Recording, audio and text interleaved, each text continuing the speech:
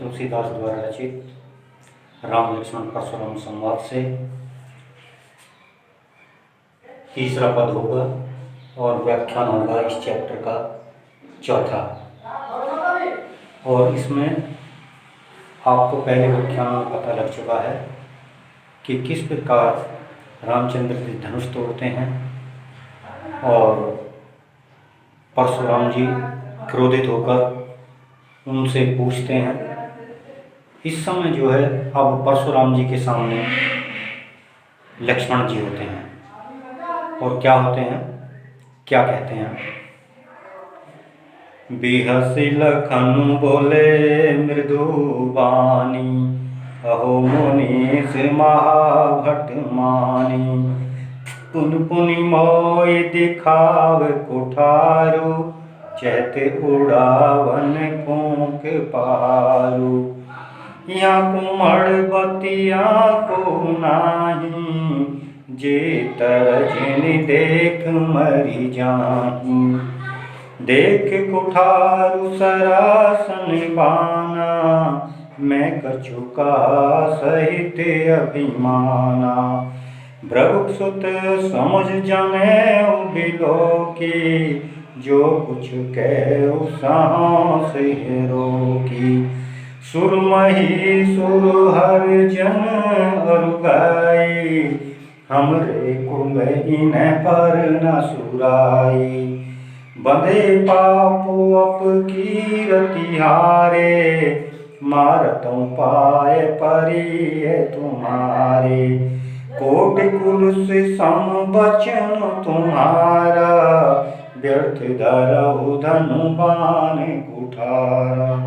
जो बिलो की अनुचित कहें, क्षमो महामुनि धीर। मुनि सरोस भृगु वंश मणि, बोल गिरा गंभीर। सियावर राम जय जय राम, मेरे पति राम जय जय राम। तो बच्चों, यहाँ पर जो परशुराम क्रोधित होते हैं और उनके सम्मुख जो है लक्ष्मण जी आ जाते हैं और लक्ष्मण जी परशुराम जी को समझाते हुए कहा कि मैं कोई छोटा फल नहीं हूँ, अर्थात मैं कोई छोटा बच्चा नहीं हूँ जिसे तुम जैसे नष्ट कर सकें।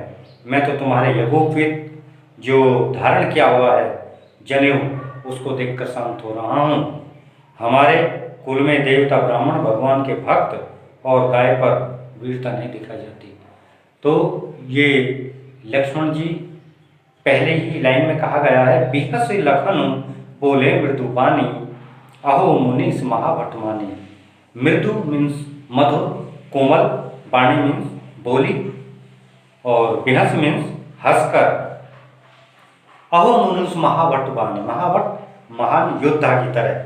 तो कहते हैं परशुराम जी के क्रोधित रूप को देखकर लक्ष्मण जी हंसकर कोमल वाणी में बोले, अरे मुनीश्वर, तो आपको बड़ा योद्धा समझते हैं। लक्ष्मण जी कहते हैं कि हे मुनीश्वर, आप अपने आप को बहुत बड़े योद्धा समझते हैं। बार बार मुझे कुल्हाड़ी दिखाते हैं, पुन पुन मोहि दिखाओ कुठारा, कि बार बार मुझे कुल्हाड़ी दिखाते हैं और कहते हैं कि चाहत उड़ावन फूंक पहाड़ों, फूंक में पहाड़ उड़ाना चाहते हैं। अर्थात इसका तात्पर्य है कि मैं कोई इतना हल्का नहीं हूँ कि जो आप चाहते हैं कि एक फूंक से पहाड़ को उड़ा देंगे। जो बात असंभव है उसे भी आप संभव करना चाहते हैं, ऐसा नहीं हो सकता। अर्थात मुझे कोई छोटा बच्चा ना जाने जो कि तर्जनी को देखते ही मर जाती है, या छोटा फल काशी फल होता है। कुठार और धनुष बाण को देखकर ही मैंने कुछ अभिमान सहित कहा था। अर्थात मैंने आपके जो क्रोध था, आपका जो व्यवहार था, उसी को देखकर मैंने जो ये बात कही, वरना तो मैं आपके जो आपने यज्ञोपवीत धारण कर रखा है, इसकी शर्म कर रहा हूँ। लक्ष्मण जी तीव्र क्रोध में थे वो भी। यहाँ कुहाड़िया को नाही, ते तरजनी देख मर जाए, कि तरजनी की तरह मैं नहीं मर सकता। अर्थात काशी फल छोटा फल नहीं हूँ मैं। देख कुठारू सरासन बाना, मैं कछु कहा सहित अभिमाना। कि मैंने ये अभिमान के साथ ही कहा था कि जब आप किसी की बात सुन ही नहीं रहे हैं। भृगु सुत समझ जनेऊ बिलो की, जो कुछ कहूँ सहों से रोकी, कि मैंने तो भृगु वंश के समान, भृगु वंश से संबंधित होने पर आपका जो जनेऊ धारण किया हुआ है उसको देखकर मैंने कुछ नहीं कहा है। धनुष बाण और कुठार को देखकर यदि मैंने अनुचित कहा है तो हे धीर मनु मुझे क्षमा कीजिए। यह सुनकर भृगु वंशमणि परशुराम जी गंभीर स्वाद में लक्ष्मण को देखकर कहने लगे, और क्या कहा, सुर महिसुर हरिजन अरुगाई, हमरे कुल इन्हें पर न सुराई, कि हे मुनिवर, हमारे यहाँ या हमारे कुल की रीत है कि हम देवता, ब्राह्मण, गाय और भगवान के भक्त पर अपनी वीरता नहीं दिखाते। ये हमारे कुल की वीरता नहीं है अगर हम ऐसा करते हैं। बंधे पाप व फकीरत हारे, मारतम उपा परिय तुम्हारे। और यदि हम इनसे लड़ते हैं या इनको मारते हैं तो ये हम पर पाप लगता है, और यदि हम जीतते हैं तो हमारे यश की हानि होती है, अपकीर्ति होती है हमारी। और आप तो अगर मारेंगे भी तो फिर भी हम आपके पैरों को ही पड़ेंगे, यानी पैरों को नमस्कार ही करेंगे। कोटि कुलिस सम वचन तुम्हारा, व्यर्थ धरौ धनु बाण कुठारा, कि तुम्हारे जो आप मारे तो भी आपके पैर ही पड़ना चाहिए। आपका एक एक वचन जो करोड़ों वचनों के समान है। धनुष बाण और कुठार तो आप बेकार ही धारण करते हैं, आपके तो वचन ही इतने कटु हैं कि दूसरे व्यक्ति कितना भी वीर हो वो अवीर हो जाता है। जो बिलो के अनुचित कहे क्षमो महामुनि धीर, मुनि सरोस भृगु समानी, बोले गिरा गंभीर।